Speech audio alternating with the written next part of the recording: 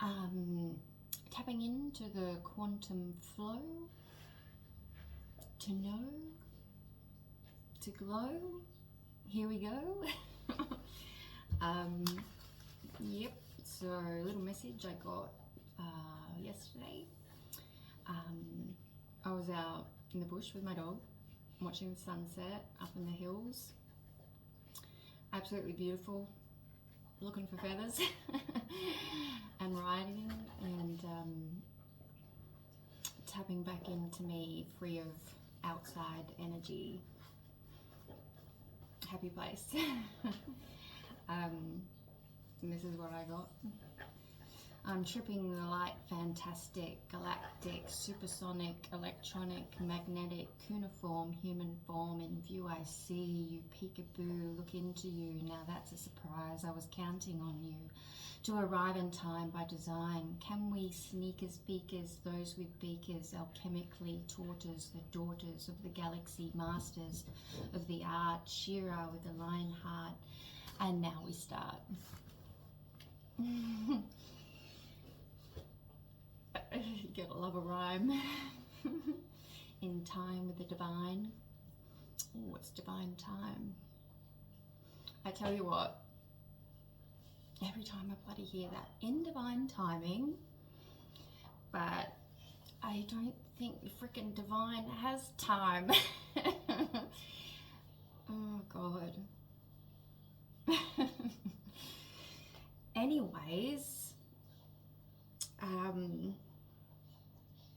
the right time is the right time. It's always the right time when you're in divine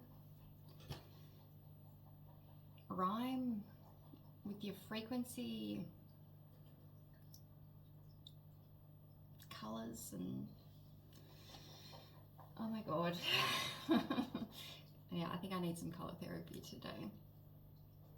The blues have been sticking out. Shit, blues, blues, blues. Keeps coming through. I obviously need more blue. What's blue? Tranquil. Wisdom. Freedom. All good things. Authority. Respect my authority. Fuck yeah. Okay. So some charms, can't do no harm.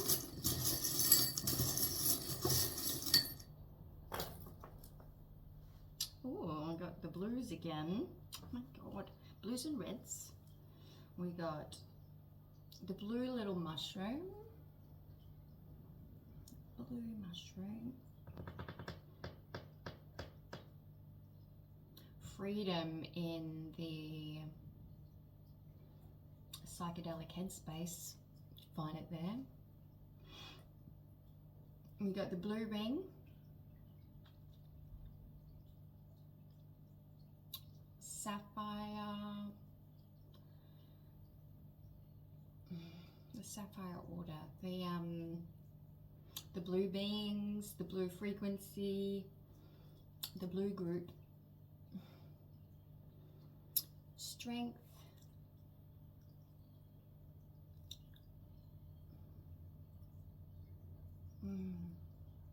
the flow, the flow, the flow you know you were born into, to, yeah, follow that flow. I mean, I feel like, you know, if you can relate your personality, your passions to a color of the rainbow. I mean, I love all colors, but blue-green, the blue-green scene, I feel like that's mine. I feel like I'm the blue-green kind.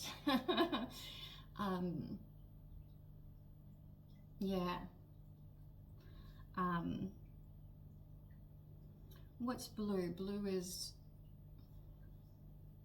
sound, voice, sharing your voice, sharing maybe. Healing, sharing healing through your voice. And I guess that's what I'm doing. Yeah, so blue is the throat chakra, right? Green, no, that's yellow. No, that's yellow, green, blue, yeah. Yeah, so heart and throat. So speaking from the heart, of all the green and blue things, like I feel like that's my flow, that is my frequency, that's my sound, that's my song, is the blue-green song. And yeah, and throw some yellow in there as well for the joy and childlike fun type thing. Actually, you know, I am the rainbow. I am the complete rainbow, but it's like the blue-green kind of is the powerhouse of my rainbow, I think. And maybe we all fall in different areas on the rainbow of where our powerhouse is, or where our flow wants to go in the rainbow.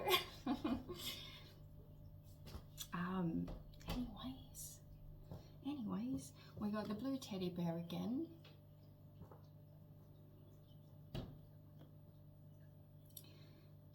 Yeah, the blue daisy with the diamond heart. Oh, what's this one? Oh, and the green in the blue flower power. Yeah, that's completely, feel like that's, you know, that's me. The blue and green flower with a diamond heart. I can't remember what this hand is called. Like, it's a sacred symbol. Helping hands with the turquoise stone. And it's almost like if you turn up that way, it's like a bell.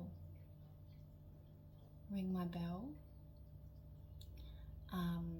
These 3 lines down and the circle, blue circle there, it's like this symbol that I drew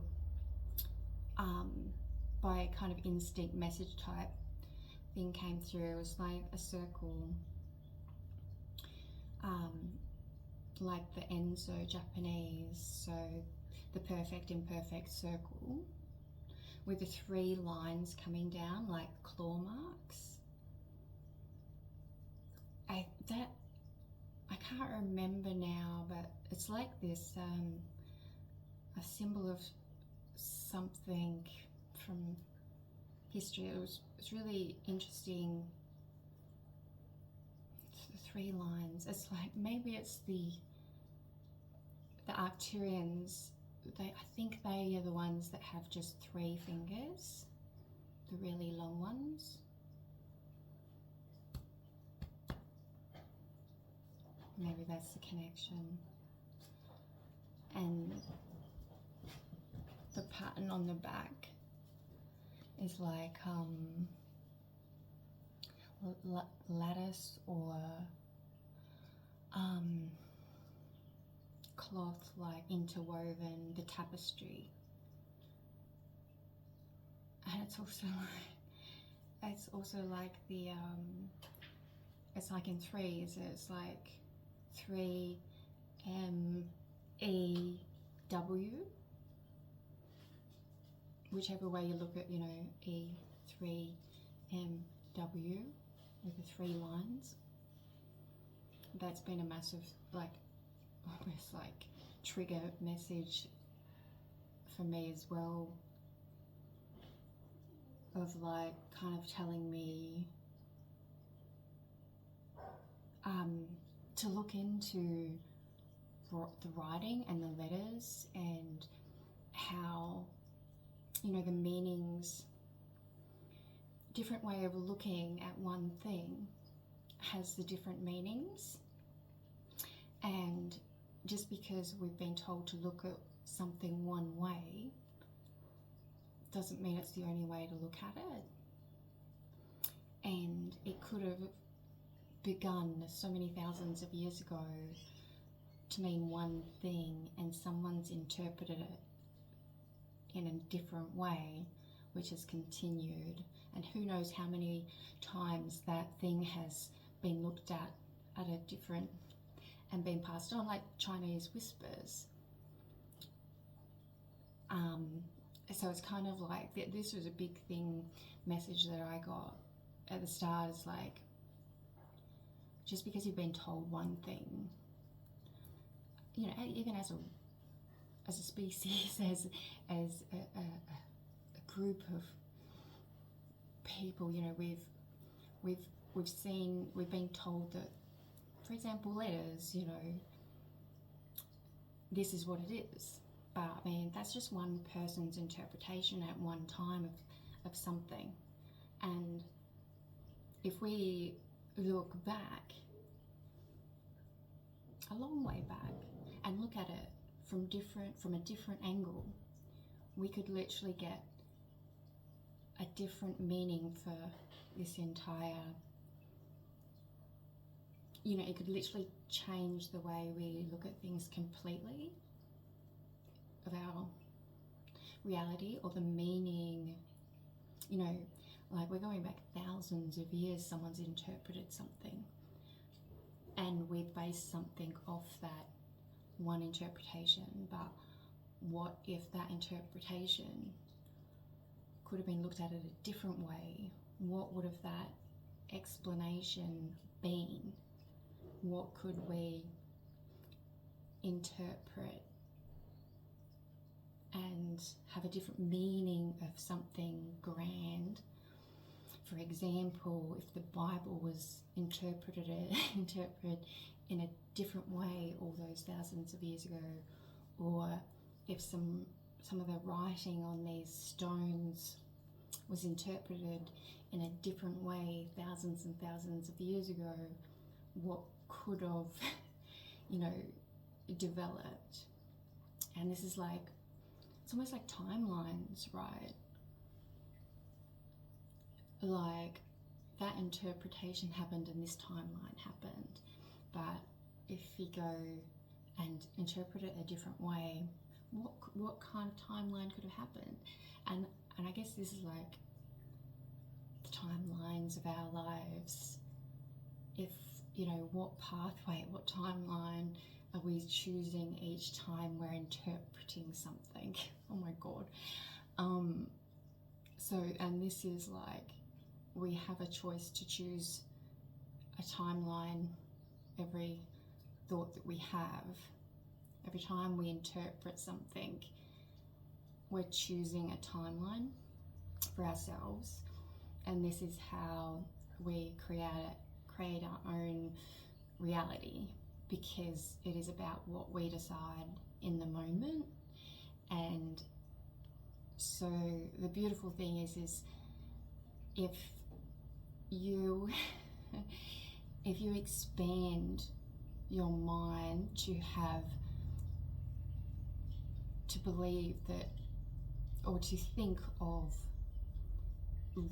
very many ways to decide in that moment, that your pathways are fully open. Like, how many choices do you have in that moment when you decide anything? Your timelines open up, your possibilities open up. So, you know, you really do have to, you know, by believing that you're choosing, you do have the opportunity to choose a timeline and where you want to go.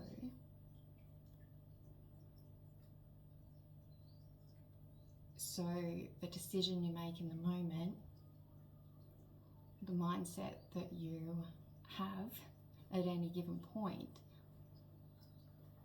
is taking you down your choice of timeline. Like, choose your own adventure. How many options do you have? if you are telling yourself you've only got one option, that's the timeline you are choosing. So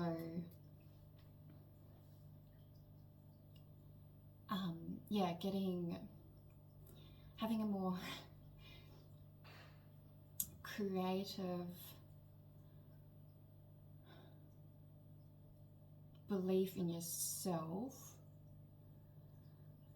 and thinking of all the different options, like for starters, well, yeah, like go backwards. I mean, what timeline do you want to be on, and what thought or what choice in that moment is relative to that timeline? Because if you really want to be somewhere, like you've got a dream or a goal, that's the timeline you really want to be on. But in at the crossroads where all these timelines are intersecting, you know which one you want, but you are still sticking with that one road, saying, well, I can't go down that one because I've been told that this is the only one that I can go on, like the one that I've been told I have to go on. Or maybe it's more like we're just told that there's one road and there's no pathway to get to that space where we want to be. Like, if we've got only one way of thinking, we think that we can only do one thing, this is the only way that it can be. It's just a straight line, right? But I guess this is kind of what they mean is when you're at the crossroads, when you get to a crossroads, like which direction do I want to go? I guess this is why I guess part of the awakening process is realizing the freakiness of you've always been on this one straight track, right? Like you've just been programmed to say this is it. But yeah, so part of this like awakening journey is they say you're at the crossroads, and it is kind of like that, like all of a sudden part of your awakening is like, shit, it's actually my choice to choose what I want my life to be. And so all of a sudden it is like you're standing at this crossroads and you've realized you've got choices. And then that realization expands you even more, and then all of a sudden you understand that you can literally go in any direction. You're creating your timeline. It's almost like at that crossroads you realize that you could fly anywhere you want to go. It's like you realize you could teleport anywhere you want to go. So you got to decide where you want to go and how you want to get there.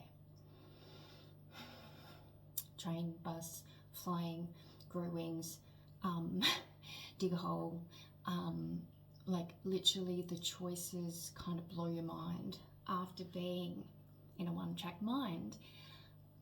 And yeah, where was I going with that? And so being at this crossroads space, when you realize it's your choice to make your life yours, it is really overwhelming. The choices are endless. And at that point, you have to stop looking outside yourself and look inside and say, what do I really want? How do I really want to be? Where do I really want to go? How do I want to get there? And that's when we stop looking in one direction and our point of view goes inwards, and we have to go, if we want to make that decision and figure out what the hell all this is, then we go back inside. We stop looking straight, we go back inside, and we really have to have a good look around and around and around in ourselves before we can come back out and say, okay, which direction looks good to be? what view, what feels good? Because the feel good vibe,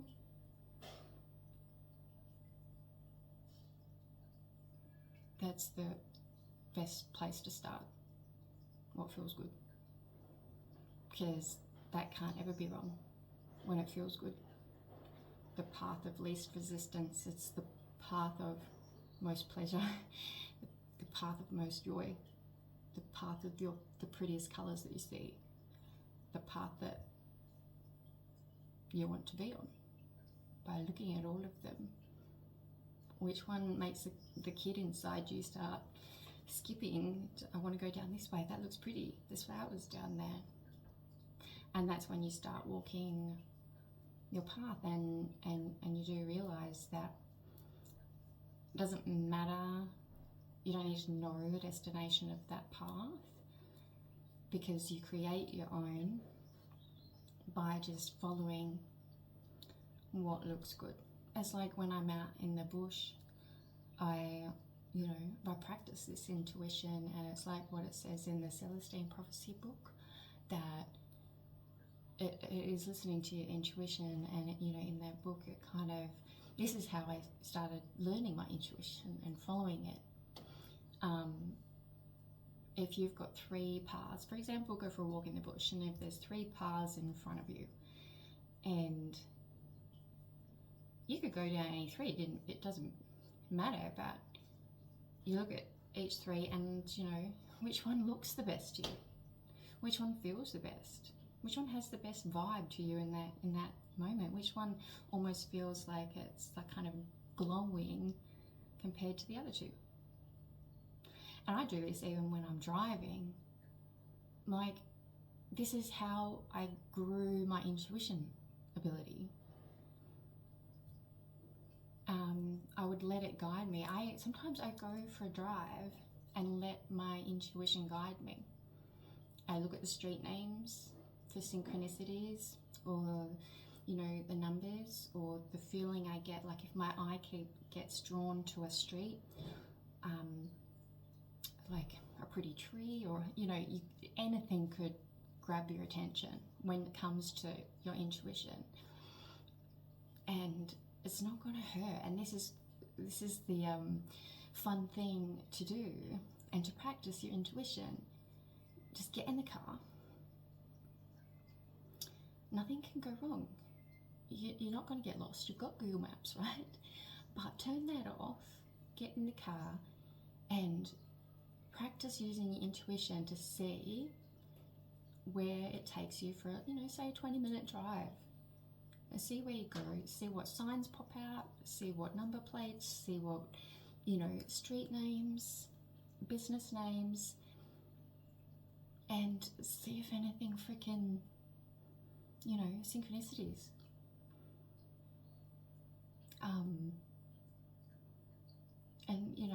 And take note of what you start thinking about as you're allowing your intuition to take you places, and how you're feeling about it. And it is about that, learning to trust and accept that nothing bad is going to happen. It's okay to surrender to the higher you to take you for a little drive, to take you for a ride, just for them to show you a little story for a 20-minute drive, or a little walk in the bush. The driving one can be quite fun, hey? And even put on a bit of a random mix, like Spotify, the DJ, see what songs the DJ brings up for you, or I'll put it on random, and see what songs come up. Start playing.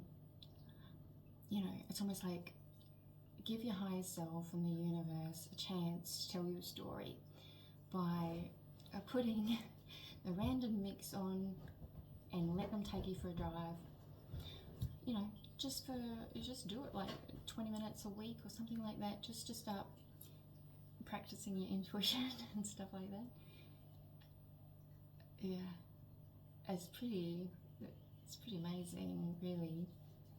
And also another thing that I do sometimes is put my, voice recorder on while I'm driving, and I record like the signs and synchronicities like that my eyes are drawn to, like business names or the numbers, or the words that pop into my head, and that's how I started practicing channeling and seeing the signs and interpreting them. That can be pretty fun as well, to get the flow going and feeling safe with it, and just allowing what comes in to come out, because it gets that flow going, and for you to just not bury it, like, yeah, just to start allowing and accepting that there is a flow coming, and using, and to take it less, seriously, like you've got to get it exactly right, just to jive and say whatever comes in, whatever you're thinking about. Like with me, that was a good one, and I kind of still do it, because I'm very much like, because I've always been a people pleaser and stuff. I don't like getting things wrong, like, because then I think that I'm going to get in trouble. And so actually starting to voice my opinion, or voicing what I'm hearing, rather than stopping it because I'm scared to actually release it, like that was a good one for me to start expressing myself in a safe environment, just in the car by myself, like, how you can sing in the car but you would never do it in front of anyone else, type thing, while you're driving. I've had some pretty cool they've taken me on some pretty cool little drives. It's a tool. Anyway, where was I? The helping hands. Yeah. There's a little wood ring. It's like kind of like a donut. The tree rings has been coming in a lot for me lately. It's like growth. The rings of growth, growing, showing how old the tree is. The rings. I'm not exactly sure why that keeps coming in. I'm stumped. Yeah, like a tree stump.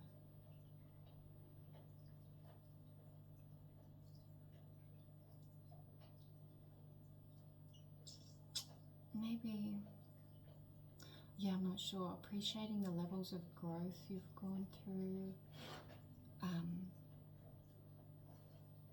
It's almost like a lifesaver as well.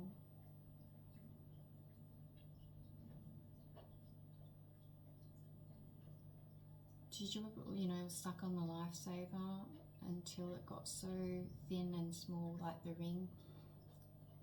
Like you would suck on it for as long as you could before, like it broke? I don't know why.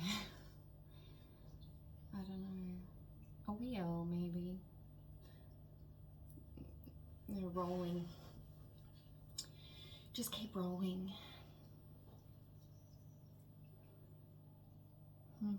Yeah, I don't know about that. The wood grain, the beauty. I mean, I see such beauty in wood grain. I love working with wood. It's so comforting and beautiful to me. Really bringing out, like, how you can stain wood, like sand it, stain it, to bring out the beauty of that grain. Maybe just keep working with the beauty of you until you bring out, you know, sand yourself, keep sanding yourself back and varnish or stain or whatever to bring out the natural grain. I mean, yeah, I mean, raw beauty in the natural state. I don't know. I also feel a bit sad about trees being cut down.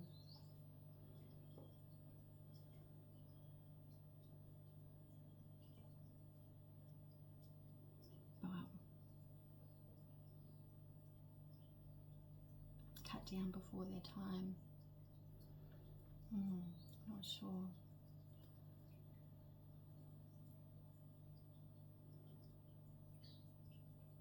Maybe it's kind of that thing as well of like, I mean, if you're gonna cut a tree down, then hopefully it goes to, the whole thing goes to good use and you get as much out of that as possible for generations and generations to come, I mean, and not waste of the beauty that you've been given naturally. You can make something, then remake it, and then remake it, and remake it with a piece of wood. It's got so many uses. And even once someone uses it and throws it out, another person will freaking find that, sand it back, and bring out the beauty all over again. Yeah, I mean, to be honest, that's the kind of wood that I like, is the really old, worn, forgotten about wood that holds so much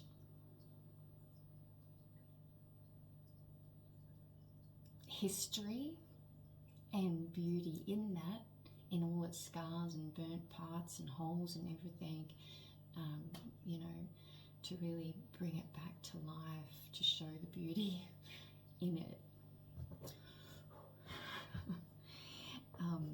Got a little ruby gem. Rubies have been big for me as well. The ruby order. The ruby collective, red and blue, and the mala beads also, like a magic bean. The mala beads, very much like the African vibe.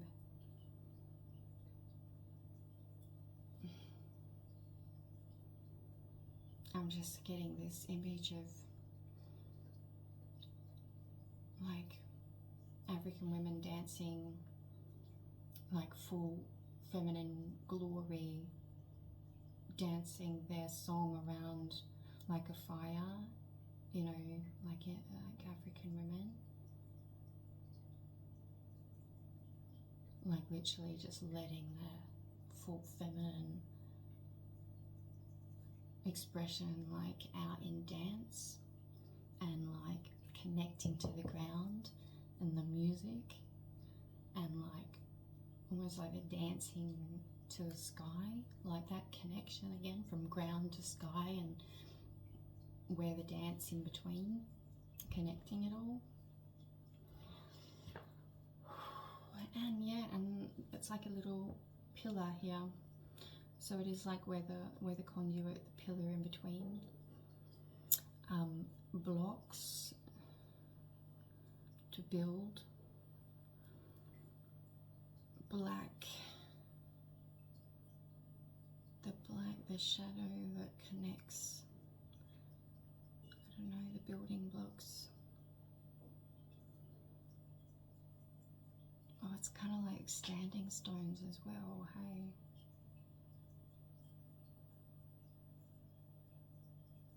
How they cut those.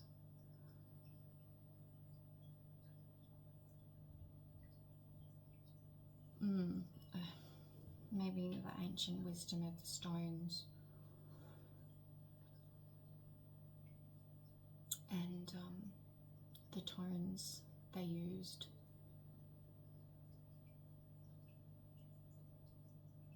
To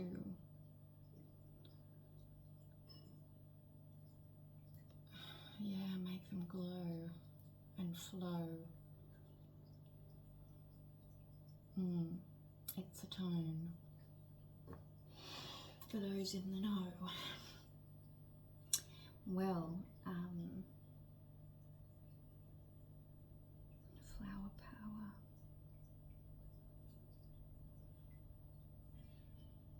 There is a lot there. How those bears in the air care.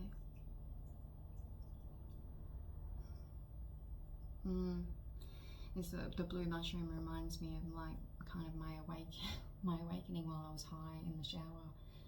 You know, my download when I had it in the shower. Like the combination of drugs in the natural environment and from a heart space.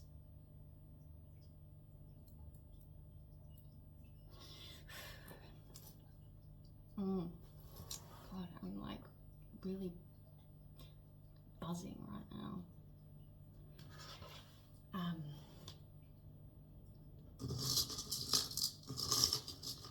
Get a few letters.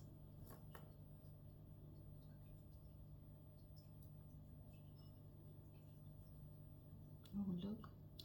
B, we got O, L, B, Q, C, U, N, B, E, S. Bold, cold, sold. Q, cube.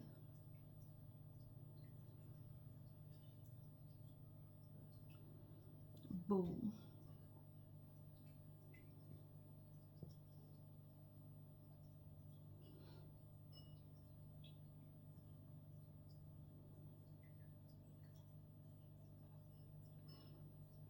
B.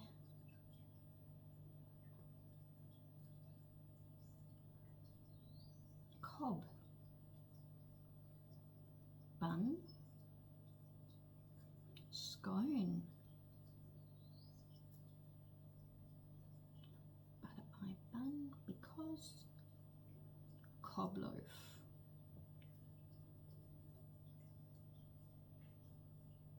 Ben.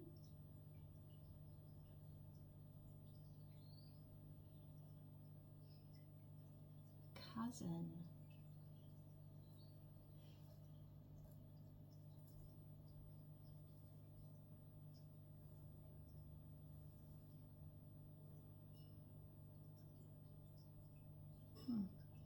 Soul.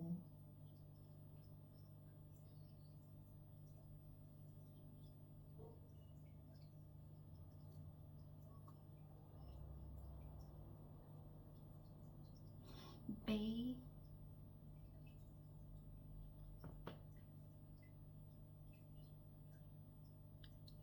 BB. B. U. Sun. Sun.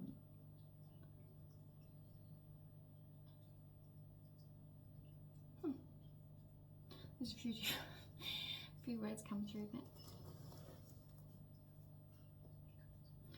All right. We'll get a few cards. The Celtic and the Witches cards were sticking out to me today.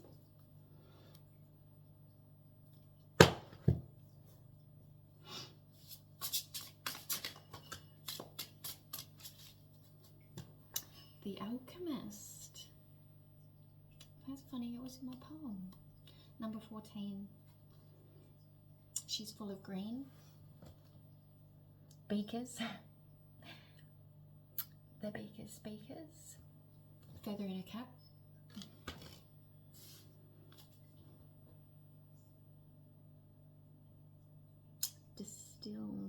Distillation. Scissors, keys,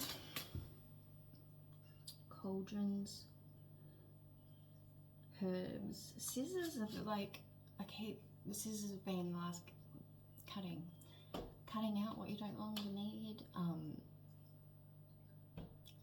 trimming things, cutting off your split ends, trimming your hair. Sometimes you need to trim a little bit in order to keep things healthy, to keep growing more. It's another like metaphor for tidying your mind, tidying up your life, having a check-in, cleaning things up a bit.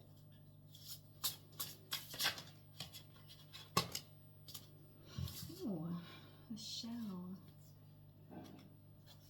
Number 50. Shell, and it's like a green pearl almost at the top. Green pearl, or it's definitely got a green tinge. So this shell, I wrote down what the shells mean. That one is a scallop shell, which is love, beauty, sexuality, and healing. Like, is it that, you know, that painting of Venus? Venusian vibe? Love, beauty. Mermaid shells, mermaid bikini, Ariel.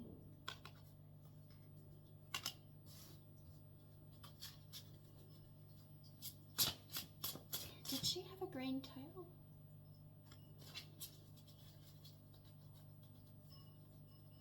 Can't remember now.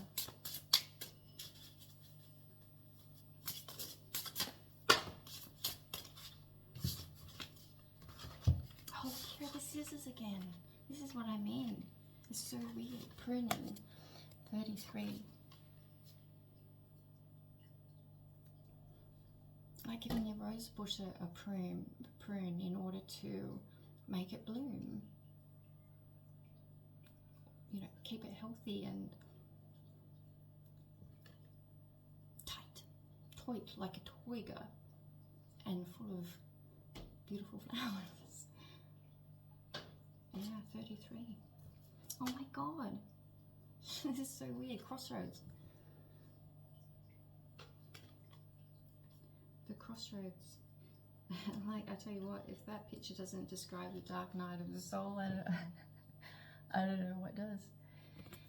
Is that a key around the neck? And a shell? A flame in that shell. What does that shell mean? That shell is a conch shell? No, that shell is a spindle, I think. Fate, creativity, patience, composure. And she's got a trusty friend, the dog there. And the moon in the crescent moon shape is change of seasons and the cycles of life. Oh yeah, that's kind of the crossroads too. When you get to that point where you have to make the decisions to, where you realize you need to change, you need to make, you're not happy with the you you've been. You need to be the real you, and you know that you're at that change of cycle point type thing. And I think I definitely get the idea that she can see in the dark. She can see through the shadows, and she's following her own inner light. By the looks of the light, it's freaking glowing out of her eyes, and the dogs too. Her friends are guide, like almost like that. Her best friend, their dog, is who sees the lights, like almost guiding her as well. And you know, like she's receiving that guidance. Keeping her candle burning bright. And the little birds told me, offering, let me see that, the seeds in the hand. Like our helping hands full of seeds for us to, seeds to feed us, for us to grow and fly where we want to go. Also, you know, maybe some magic beans to scatter and make them grow as well.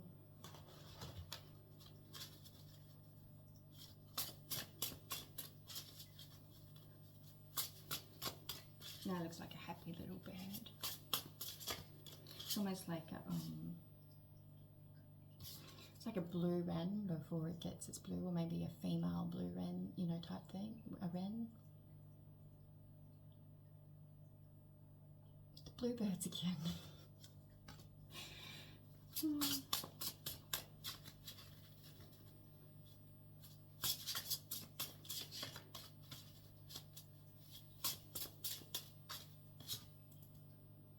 The veil walker.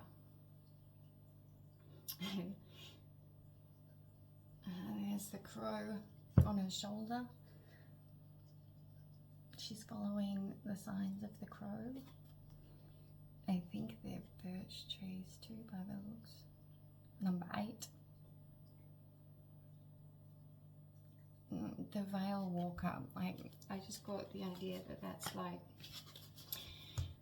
you may not be able to see, like for example, if you're walking in the fog, you're walking in the fog of life type thing, can't really, you know, at the crossroads type thing, like, but if you know, listen to your intuition, it is like being able to see in the dark, being able to see through the fog, if you're using your inner light, your inner intuition to be the guide, and to listen to that crow on your shoulder, or you know, the dog at your side, or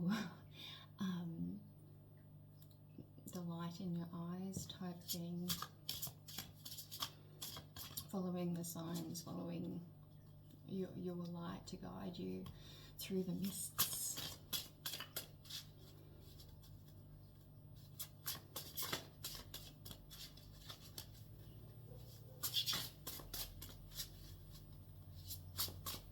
I'm going to move on to the priestess of the light.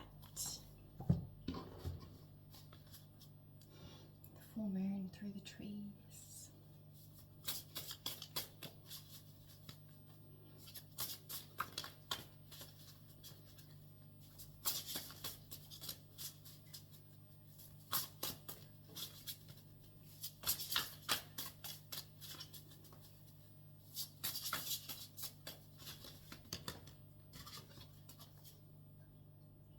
Sacred breath and sound, life force, communication. Number 10, the dolphin. Dolphin and the priestess. Again, it's like the dolphin has, you know, the ability to use its, you know, other senses other than eyesight to guide it.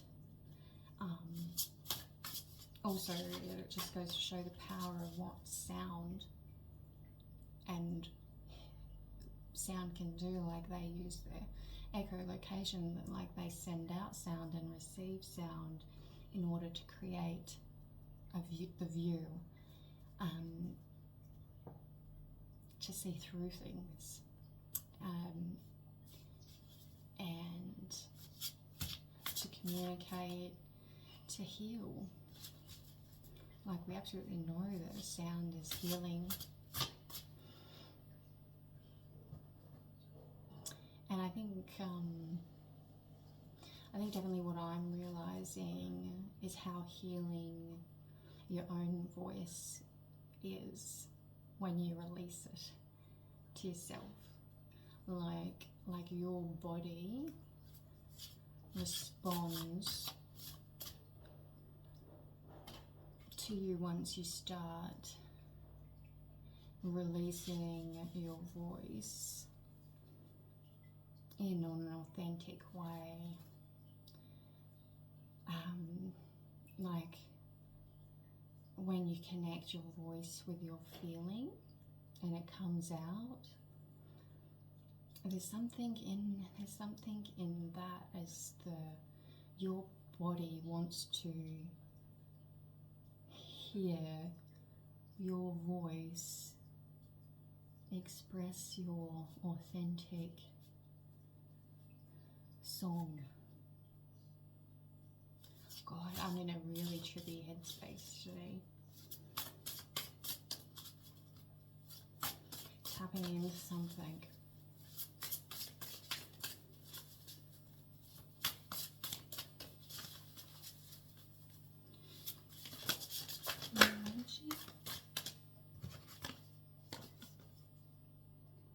Brilliant beliefs. Luminous life force. Personal power. That's gorgeous. It's got the circle, those 3 lines like claw marks. It's got the either cheetahs or jaguars there. Leopards, cheetahs. 45. It's like this big orb right in front of her. Or maybe they're like meteors.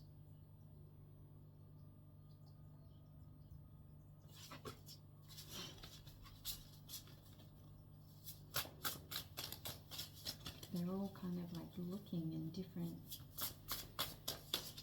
That one cat at the front is looking at something coming in. Go with the flow, letting go, cleansing, receiving. Here's another shell.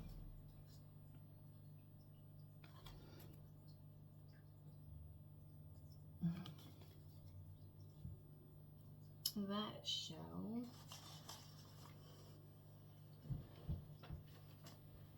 is the Nautilus, order, expansion, higher consciousness. Going with the flow of your higher consciousness and trusting it.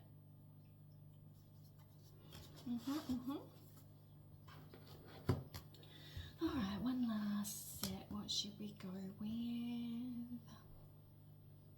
One of each, maybe? Work your light.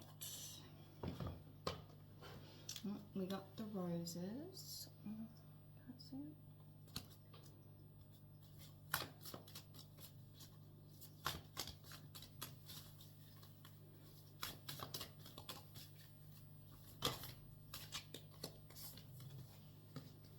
Transformation. Things are changing at a cellular level. Deep healing. Right, it's almost like Bastet sitting on a crown there, sitting on a throne with a sun crown. She's got the scepter, the crescent moon. It's almost like the DNA double helix type situation there going on. The cat at her side.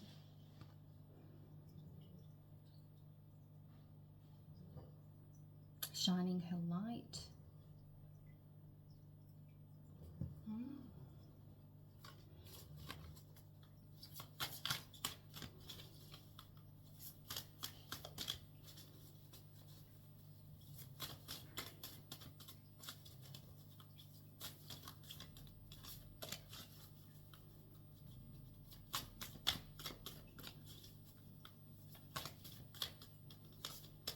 It's that crescent moon, and there's a little, it's like a little almost crystal sphere above that crescent moon.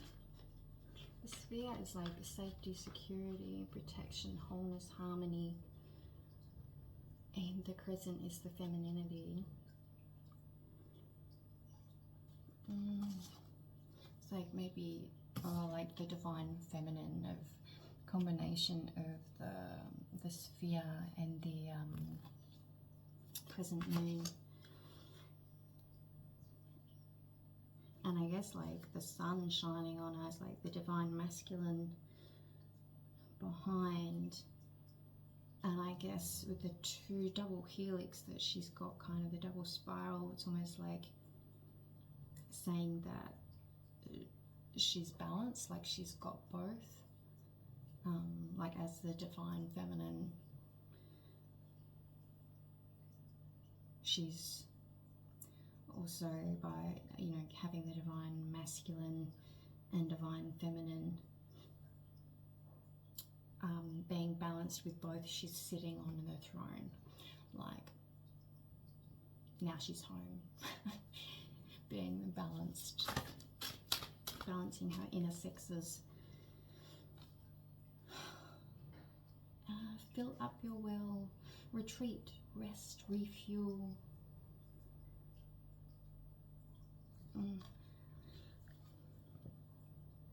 So she's like in water, in the desert, there's space. She's got a bouquet, like she's freaking just caught it. Or maybe she's stopping to smell the roses.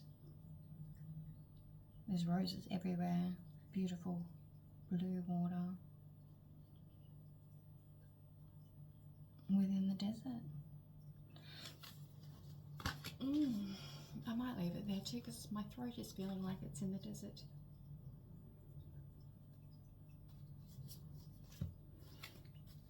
Last one.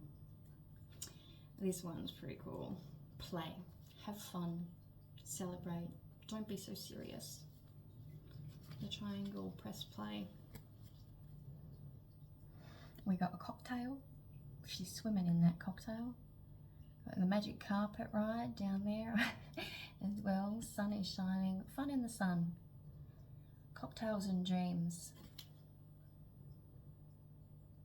She almost looks like she's a mermaid swimming in the champagne glass.